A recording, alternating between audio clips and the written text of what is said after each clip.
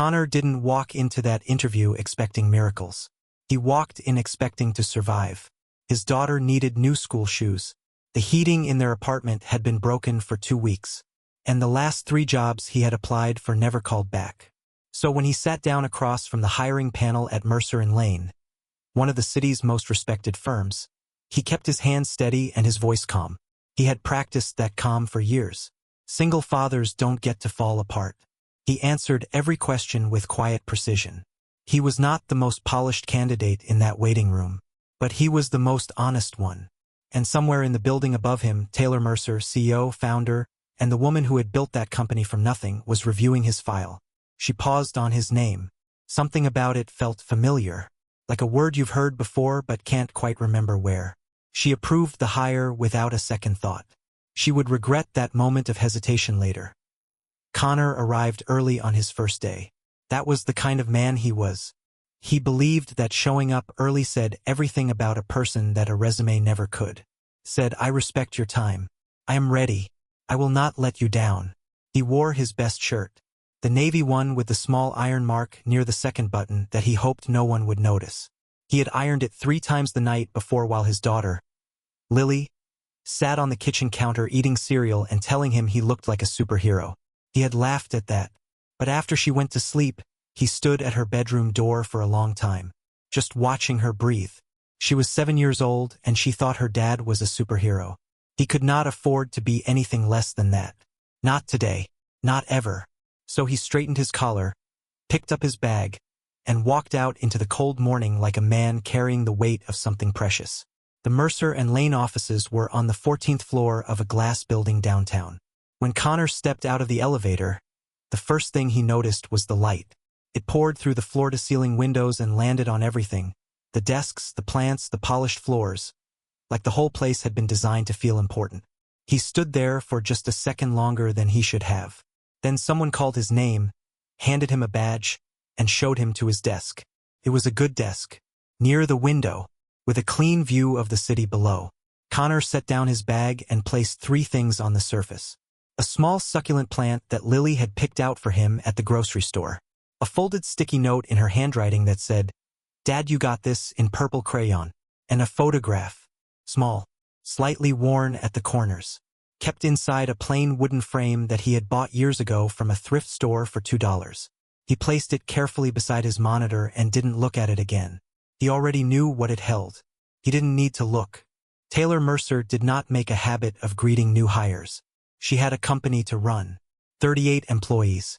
3 active client contracts and a board meeting every second Thursday that she had grown to quietly dread. But her assistant Marcus had reminded her twice that morning. "You said you'd do a walkthrough today. You said it matters for culture." She had said that at a leadership retreat 2 years ago, slightly inspired by a talk she had attended and slightly influenced by the glass of wine she'd had before it. She still believed it, mostly. So she buttoned her blazer, tucked her tablet under her arm, and walked the floor. She stopped at each new desk, said the right things, asked the right questions, smiled the way a leader smiles, warm but measured, present but controlled. She was good at controlled. She had spent years perfecting it. When she reached the desk near the window, she saw the back of a man's head. Dark hair, broad shoulders, sitting straight the way people sit when they're trying to prove something. She stepped around to face him and opened her mouth to introduce herself. He looked up, and something moved through her chest. Fast. Unnamed. Gone before she could catch it. She blinked. He smiled politely and extended his hand. "Connor Reeves," he said. "It's an honor to meet you, Miss Mercer." She shook it. "Welcome to the team, Connor," she said, and then her eyes dropped, just for a moment, to the small wooden frame sitting beside his monitor. Her voice did not waver, but her breath did. Taylor's eyes stayed on the frame for exactly 3 seconds. 3 seconds that felt like a lifetime. The photo was small, slightly faded, the kind of image that had been handled too many times. Picked up, put down, carried from place to place until the edges softened and the colors dulled. But the face in it was sharp, clear enough to recognize, clear enough to stop the air in Taylor Mercer's lungs completely. Because the face in that photograph was hers. She didn't move. She didn't speak. She just stood there in the middle of her own company, in her perfectly pressed blazer, with 38 employees moving around her like water around a stone, and she felt something crack open inside her chest. It wasn't loud. It wasn't dramatic. It was quiet, the way the most important moments always are. She recognized the photo, not because she had ever seen that particular print before, but because she recognized the moment it had been taken. A rainy Thursday night, years ago, a gas station on the edge of a town she had only been passing through. She had stopped for coffee. That was all she had intended to do. Connor was watching her. He had noticed the pause, the way her eyes had dropped to his desk and stayed there a beat too long. He followed her gaze and felt a small, familiar tension move through him. People sometimes asked about the photo. He had a simple answer ready. He always did. But Taylor Mercer wasn't asking. She was just standing there, very still, with an expression he couldn't quite read. The kind of expression that lives somewhere between recognition and disbelief. He tilted his head slightly. "Ms. Mercer." She blinked, looked up, and in an instant the expression was gone, replaced by the smooth, composed face of a CEO who was absolutely, completely fine. "Sorry," she said. "Long morning." She smiled, brief and professional. Then she moved to the next desk. But she didn't hear a single word the next employee said. Her mind was still standing at that desk, still looking at that photo, still trying to understand how a picture of her, a candid, unposed, completely private moment from years ago, had ended up framed on a stranger's desk inside her own company. She made it back to her office, closed the door, set her tablet down on the glass desk and pressed both palms flat against the surface. Breathe. If you're already feeling something, you are not alone. This story is just getting started. Hit that like button and stay with us because what comes next changes everything. She pulled up Connor Reeves' file on her screen. Read it slowly this time, not as a name on a list, but as a person. 34 years old, single father, one daughter, age 7. Previous work history showed gaps, the kind of gaps that told a story without words. A year of freelance work, a part-time position at a logistics firm, a 6-month period with nothing listed at all. She stared at that empty space. She knew what those gaps meant.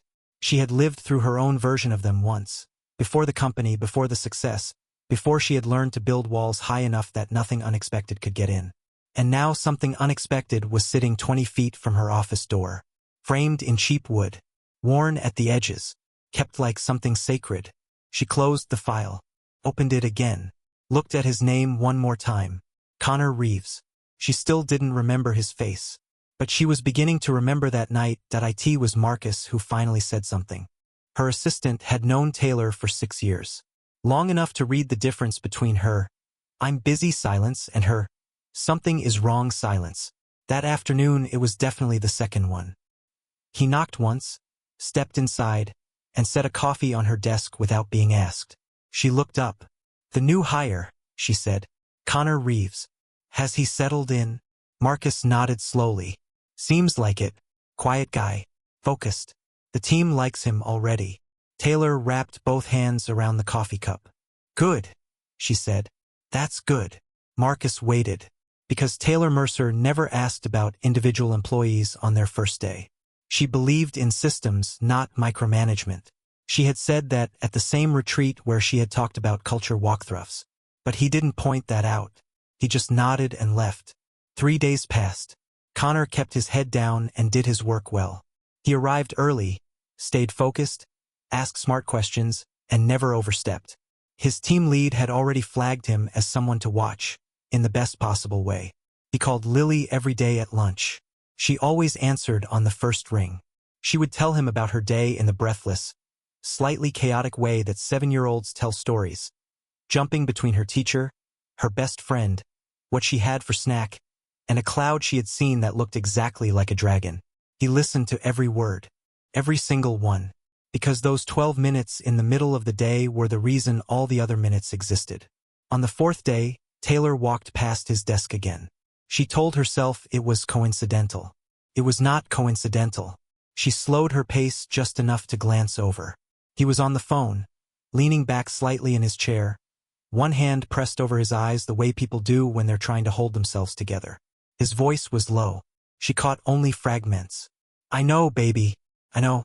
Dad's gonna figure it out. Yes, I promise. He didn't see her. She kept walking.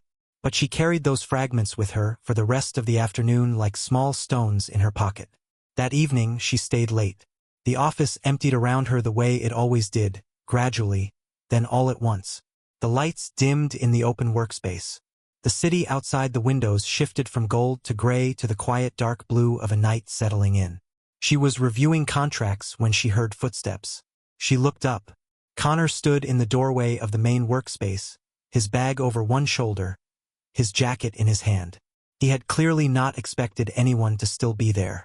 His expression moved through surprise and then something softer. Ms. Mercer. I'm sorry. I didn't realize. It's fine, she said. Long day. He exhaled.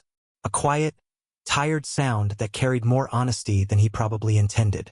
Always, he said. She nodded. And then, because she was Taylor Mercer and she did not do things without intention, she said the words she had been holding for 4 days. Can I ask you something, Connor? He stilled. The photograph on your desk, she said carefully. The one in the wooden frame. The air between them changed.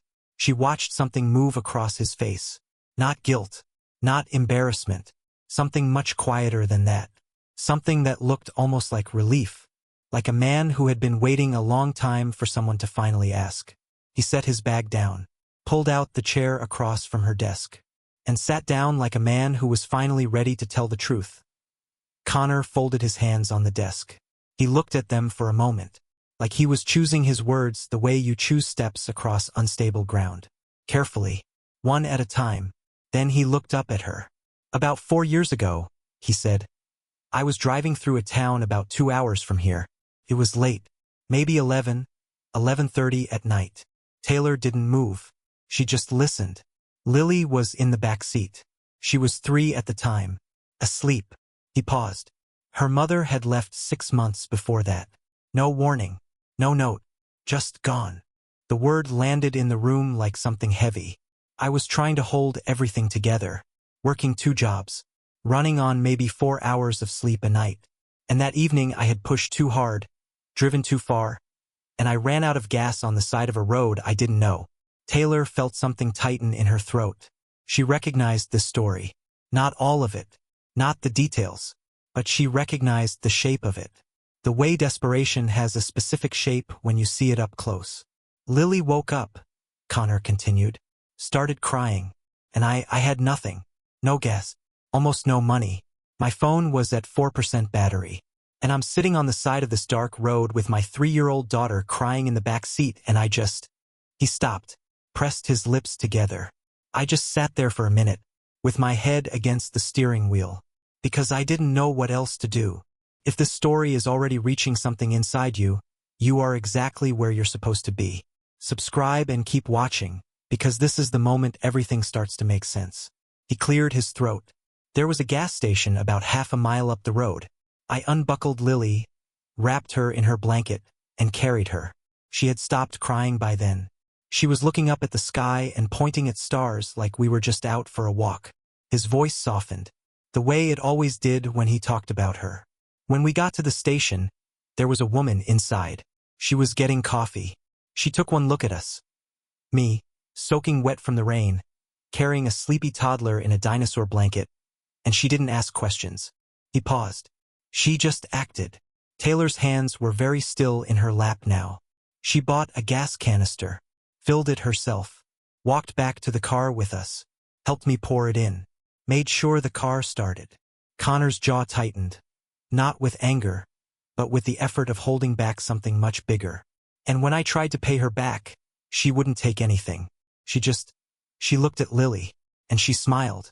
And she said, he stopped again, longer this time. She said, just get her home safe. That's enough. The office was completely silent. Taylor was looking at the surface of her desk, because she remembered now. All of it. The rain, the dark road, the man with the little girl wrapped in the dinosaur blanket. The way the child had looked up at her with wide, trusting eyes. She remembered thinking, as she drove away, that she hoped they would be okay. She had never thought about it again after that. But he had. Someone took a photo, Connor said quietly. A truck driver at the pump. He sent it to me later. Said it looked like something worth keeping. He looked at her directly now. He was right. Taylor finally looked up. And for the first time since Connor Reeves had walked into her company, she had absolutely no idea what her face was doing. The silence between them was not empty. It was full. Full of 4 years of a story that had been living in two separate people without either of them knowing it was shared. Taylor opened her mouth, closed it, opened it again. "Connor," she said, and then stopped, because the next words were the ones that changed everything, and she had spent her entire adult life being careful about words that changed everything. He was watching her, patient, still, the way a man sits when he already senses that something significant is about to happen but has learned not to rush it. She had built a company on decisive action, on walking into rooms and knowing exactly what to say, on never letting anyone see the moment before she was ready. But she was not ready for this. She stood up, walked to the window. The city was quiet and dark below her, scattered with light the way cities always are at this hour. Beautiful in the way that lonely things are often beautiful. She pressed 2 fingers against the glass. "I remember that night," she said. The words came out smaller than she intended. She heard Connor go very still behind her. "I had been in a meeting 3 towns over. A funding pitch that had gone badly. I was driving home frustrated and tired and telling myself that nothing was working." She paused. "And then I stopped for coffee." She turned around. Connor was looking at her the way people look at something they cannot fully believe is real. "That was you," he said. It wasn't a question. But she answered it anyway. "That was me." Something moved across his face then. Something vast and unguarded that he didn't have time to hide. His eyes went bright for just a moment, the way eyes go when the body feels something before the mind has finished understanding it. He looked down at his hands, then back at her. "You never told me your name," he said. "No," she agreed. "I didn't. I looked," he said quietly. "Afterward, I didn't have much to go on. Just a face and a gas station in a town I was passing through. A short breath. I stopped looking eventually, but I never stopped." He cut himself off. This is the moment that breaks you open and puts you back together at the same time. If you feel it too, leave a comment below. Tell us what you think Connor was about to say. Taylor took a step closer. Just one. "You never stopped what?" she asked. He looked at her for a long moment. "Being grateful," he said finally. "I never stopped being grateful." But they both knew that wasn't the whole sentence. And they both knew that they both knew. The air in the room felt different now. Thinner. More honest. The kind of air that exists in spaces where people have stopped pretending. Taylor had not been in a room like this in a very long time. She had kept her life clean and ordered and free of exactly this kind of moment. The kind where another person sees something in you that you forgot was there. Connor wasn't looking at her like she was his CEO.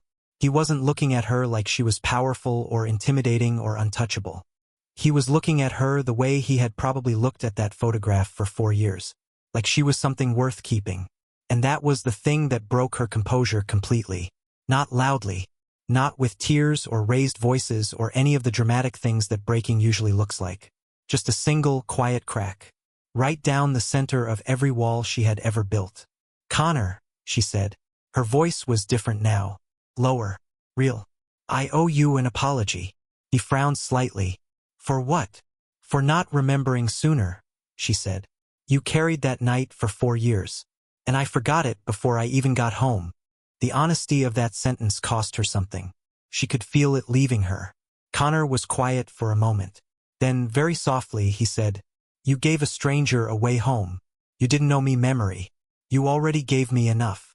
And just like that, every careful, controlled, well-defended part of Taylor Mercer ran out of arguments. 3 weeks passed after that night.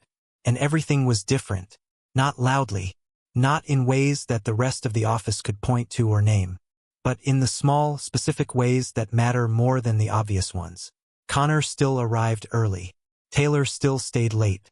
But now, sometimes, those two things overlapped. A coffee left on the edge of his desk without explanation. A light still on in her office when he passed by on his way out. Small words exchanged in the hallway that lasted a little longer than professional words needed to. Nothing declared. Nothing decided. Just two people quietly, carefully, learning the shape of each other. On a Friday evening, Connor brought Lily to the office. It was unplanned. His babysitter had canceled last minute and he had one report left to finish. He had called Marcus, apologized twice, and promised it would only be an hour. Lily sat on his desk chair and spun herself in slow circles, holding his succulent plant like it was a passenger on a very important journey. Taylor heard the laughter from down the hall. She followed it without thinking. She stopped in the doorway. Lily looked up at her with the wide, fearless eyes of a child who has not yet learned to be guarded around strangers. "Are you the boss?" Lily asked. "I am," Taylor said. Lily considered this very seriously. "Dad says the boss is smart and a little scary but actually really nice." Connor made a sound that was somewhere between a cough and a laugh. Taylor looked at him. He was not looking at his screen. He was looking at her. "Don't go anywhere. We are in the final moments of this story and it is worth every second. Subscribe so you never miss a story like this one."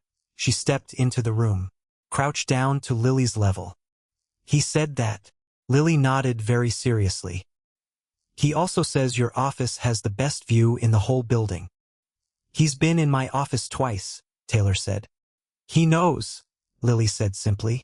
Like that explained everything. Taylor stayed for the whole hour. She didn't plan to.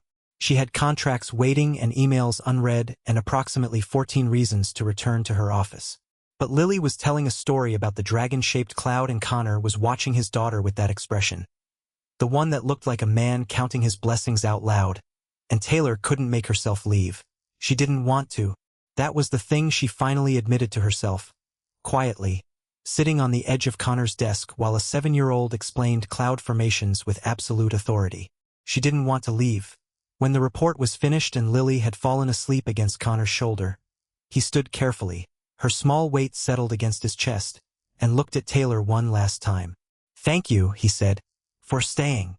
"Thank you," she said, "for keeping the photo." He smiled then, the real kind, the kind that starts slow and reaches his eyes last. "I always knew it meant something," he said quietly. "I just didn't know it meant this." Taylor watched him walk to the elevator. She watched the doors close, and then she stood alone in the quiet, dimly lit office of the company she had built from nothing, and felt, for the first time in longer than she could remember, that the most important thing she had ever built was not behind her. It was just beginning. Some connections don't announce themselves. They just show up one rainy night at a gas station and change the entire direction of your life. If the story moved you, share it with someone who believes in that kind of love. And if you want more stories like this one, you know what to do. Subscribe and come back. We will always be here with another one worth staying for.